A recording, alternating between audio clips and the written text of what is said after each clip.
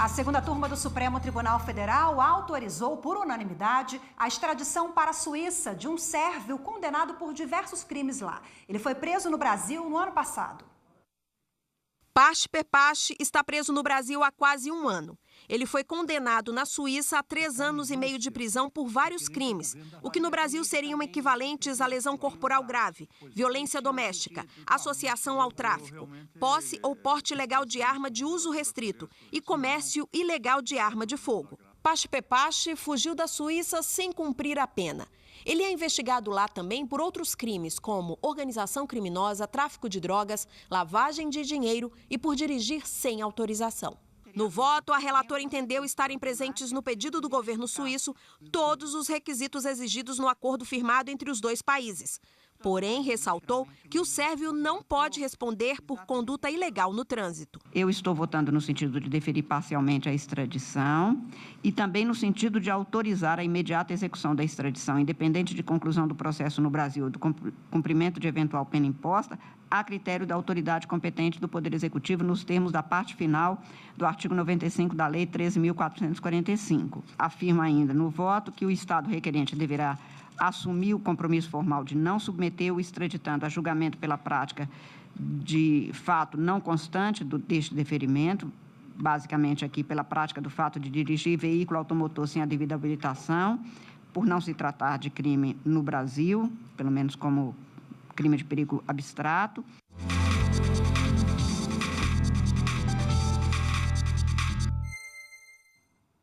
E agora a gente continua falando sobre os destaques da sessão extraordinária da segunda turma nesta terça-feira, agora com a nossa consultora jurídica Gisele Reis. Gisele, boa tarde. Boa tarde, Rafaela, boa tarde, Cadu, e boa tarde a você. Bom, vimos na reportagem o caso do sérvio, o STF autorizou a segunda turma a extradição. Qual é o próximo passo agora, como é que funciona? O próximo passo cabe ao presidente da República. O Supremo Tribunal Federal ele tem um entendimento que a palavra final sobre a entrega de extraditando é, uma vez autorizado pelo Supremo Tribunal Federal, cabe ao presidente da República, que irá avaliar os requisitos de oportunidade, conveniência, ou seja, é uma decisão discricionária. Isso, inclusive, foi confirmado na época do julgamento do Cesare Battisti, que era uma extradição que foi pedida pela Itália, então os ministros autorizaram e foi uma decisão por maioria, dizendo que o presidente é que deveria avaliar efetivamente o momento oportuno, se vai ou se não vai entregar. Então, o próximo caso, nesse caso que foi analisado, o próximo passo, nesse caso que foi analisado pela segunda turma, diz respeito à análise do presidente da República sobre a entrega efetiva.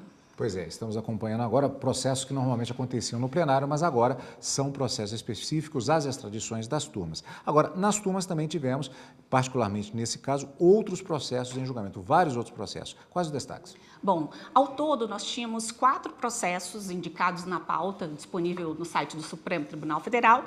Além desses, haviam 2 outros casos que compunham as listas do ministro Edson Fachin e do ministro Ricardo Lewandowski.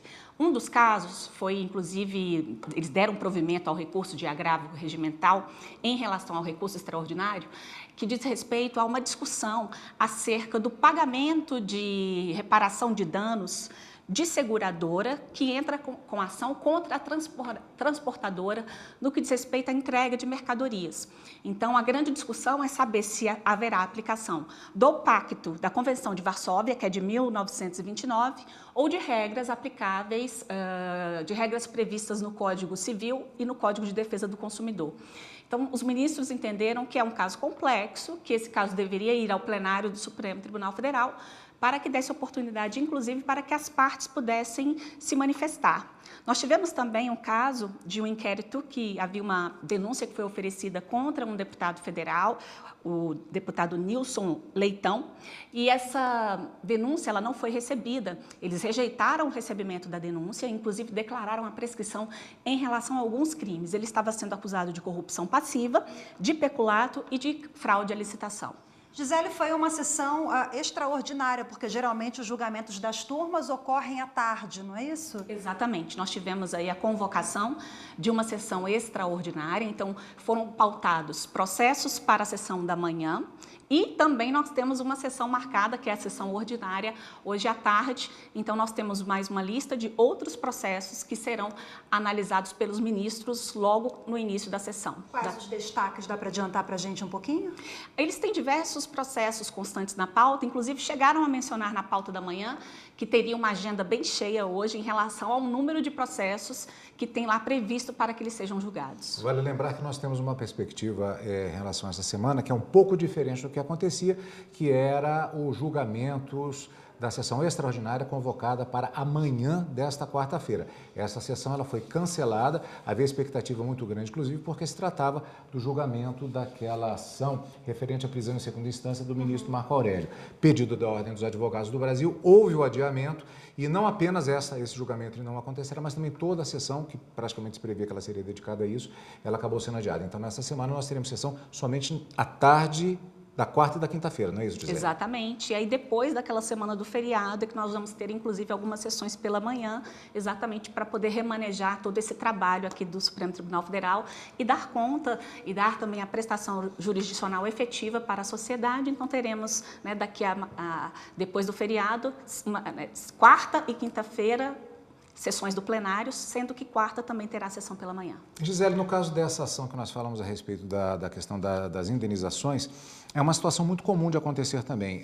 Temas que são afeitos, como se diz, são de responsabilidade de julgamento das turmas, mas em casos mais complexos eles transferem e passam para o julgamento de todo o Supremo Tribunal Federal reunido no plenário. Cadu, nesse caso, inclusive... Qual é o critério para essa decisão, né? Para que seja remetido para o plenário? É justamente para que tenha avaliação de todo o colegiado? Existe o regimento, né, do Supremo Tribunal Federal, prevê que recursos extraordinários eles devem ser julgados pelo plenário do Supremo Tribunal Federal. Mas esses processos só são encaminhados para o plenário desde que seja reconhecida a repercussão geral.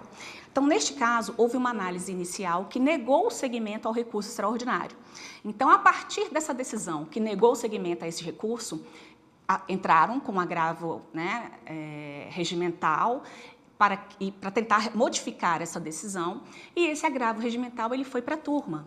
Então, na turma, decidiram dar provimento ao agravo regimental, né, porque a decisão que havia sido proferida foi uma decisão monocrática.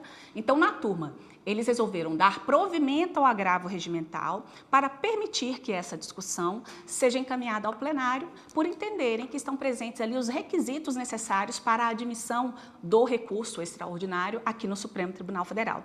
Então, esse caso será encaminhado pelo plenário e deverá ser analisado pelos 11 ministros do STF, e em um dos dias da sessão plenária, vamos aguardar que dia que ele será pautado. Muito obrigada pela participação mais uma vez, Gi. Eu agradeço.